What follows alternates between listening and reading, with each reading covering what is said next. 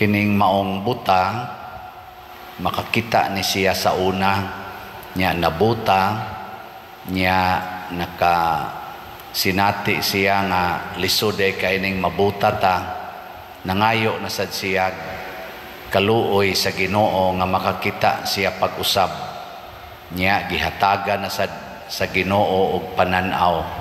Ambot sa inyong paminaw musugot pa ni siya mabuta pag-usab murag di na tingali kun makatilaw lang tag impierno din agita ganahan magpakasa mao ginay tinuod ang nakaapan lang wa takatilaw og impierno pa dinhis kalibutan mao nang maglisod tag pugong sa sala. Ang sala mao nay makapahimo natong buta. Diri sa unang pagbasa nabutaan ang mga Hudiyo tungod sa ilang kahadlok sa mga powerful nga mga kaaway. Misunod sila bisag unsay isulti sa ilang mga kaaway kadto sila si Hari Antioco nya naghimo sila mga pagsimba pangabuhat nga supak na gyud kaayo sa ilang pagtulunan. Pero matud pas unang pagbasa dunay mga Israelita dunay mga Hudiyo nga gipalabi nila ang pagpakamatay kaysa magbuhat og pagsupak sa ilang balaod nga giila nga balaod sa Ginoo. So sa una pa gini ang nagtuos Ginoo sa mas mga Israelita nga mausad ang kaliwat ni David o kaliwat ni Hesus o kaliwat nato sa pagtuo. Uso na gini sa una ang pagpakamatay. Pero karon muragwa naman kaayoy magpakamatay, mo patay hinoon, dili magpakamatay. Sige ko na be, lingian na mong tupad ina andam bakang magpakamatay para nako. Ana. Yagdigin na mo sugot, mo patay ng tawhana. Muna, gipadayon sad ni sa Ginoo ang hagit hangtod karon o gitiman-an ni Kristo sa iyak mismong dugo. Siya nagpakamatay para nato to set an example nga kini di ang pagpakamatay aron pagsaksis atong pagtuo gikinahanglan ginig maayo. Nya mao ni ang tuburan sa kinabuhi nga tinud-anay. Muna diri sa atong tubag sa Salmo ningon tatagai ako kinabuhi Ginoo og tumanon ko ang imong kasuguan. Pero sa tinud-anay tumanon ko ang imong kasuguan Ginoo bisan pag mawad-an ko kinabuhi. Mo nay gibuhat ni Pedro Calungsod ni Lorenzo Ruiz. Na unsaon man ni nato pag-translate sa atong kinabuhi ang atong paghigugma sa mga kabos ug sa mga nanginahanglan ug sa mga makasasala labaw sa atong paghigugma sa atong kaugalingon maunay pagpakamatay nga gipangita sa Ginoo.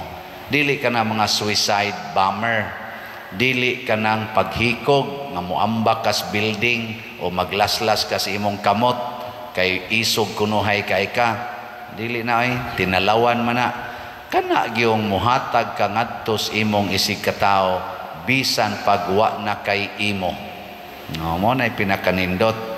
Mo nang pasalamat ko ninyong namalit og mga slots. Sibaw ko daghan ninyo mga pobre na sad kaayo. Pero ato ning gihimo aron pag tabang sa mga kabos.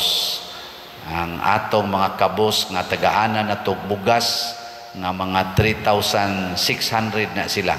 So nagsugod na tarog panghatag og mga bugas niya nagpadayon sa tagtrabaho og mga balay nga gubaon. Hopefully makaabot tag 60 ka balay. Ang matag balay mo gasto og mga 20 to 30,000 pesos average dana na sa mga materyales og sa labor nya tabang mo ana.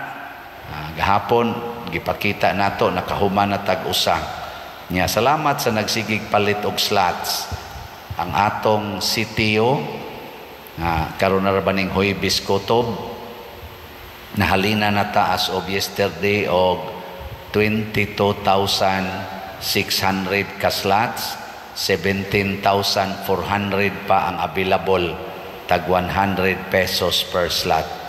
Nya naatay 192 ka 60 slot challenge or 6,000 pesos.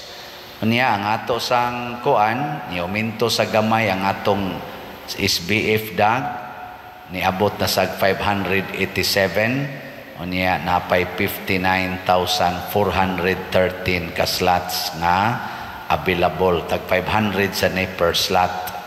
Nya ang atong investment slot ni tubo-tubo sad ni abot nag 118 ang atong halin, 22 slots na lang sa DSAP ang atong available, 22.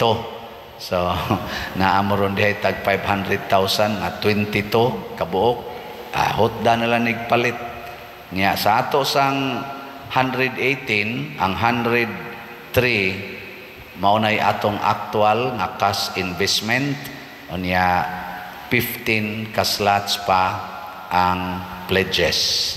So kining tanan pulos gini expression of love o pagpakamatay, ginagmay o dinagko alang sa kaayuhan sa tanan. So atong pakpakan ang namalit ni ini. Salamat kaayo. Praise the Lord. Unya, unsa may atong buhaton aron mahunong ning kamatay sa kalibutan kaning gubat o panag-away. Simple ra gyud kaayo. Samas gibuhat sa mga balaang tao, wa sila mo apil sa gubat, ni apil sila ampo, ni apil sila og pangita sa Ginoo taliwa ni ining kagubot. Sama sa buta, gikasab-an siya, gubot ang iyang palibot, pero wa gid siya mawa sa iyang focus. Singgit gid siya, Hesus, anak ni David, kaluy-i ako. Wa siya maalihi sa kagubot sa kalibutan.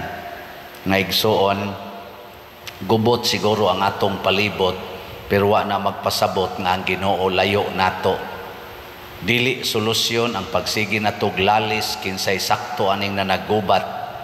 Mutan-aw lang tas Ginoo og mutuman sa iyang sugo. Maunay sikreto sa kalinaw, maunay sikreto sa kinabuhi og kaayuhan sa kinabuhi. Sige, manindog na ta.